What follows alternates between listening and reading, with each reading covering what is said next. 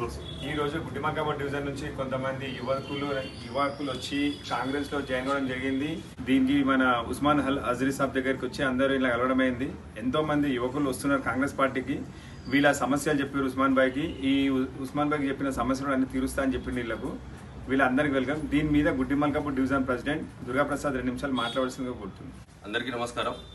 ఈరోజు గుట్టిమంకాపూర్ డివిజన్లో మన పెద్ద ఎత్తున జాయినింగ్ యువకులు చేరడం జరిగింది.